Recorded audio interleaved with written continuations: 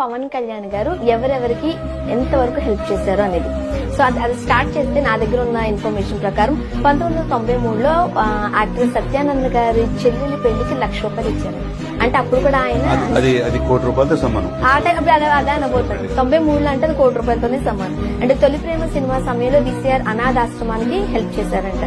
95లో ఆ షూటింగ్ లో ప్రమాదంలో ఎవరో ఒక వ్యక్తి చనిపోతే ఫ్యామిలీకి ₹1,00,000 ఇచ్చారు 95లో. 90లో మన దేశానికి సంబంధించిన సైనిక రక్షణకి ₹1,00,000 ఇచ్చారు. అండ్ ఆనంద్ సాయి గారికి ₹1,00,000 ఇచ్చారు. 2005లో సునామీ బాధితులకు వాళ్ళకు కూడా హెల్ప్ చేశారు. అండ్ స్వాతంత్ర సమరయోధుల సంక్షేమానికి 25,000 ఇచ్చారని వచ్చింది. నెక్స్ట్ మీకు కొన్ని కోట్లలో కూడా ఆయన చేసింది కూడా నేను చెప్తానండి. వెంకటేశ్వర స్వామి నిత్య అన్నదానానికి ఆయన 1.32 కోట్లు ఇచ్చారు.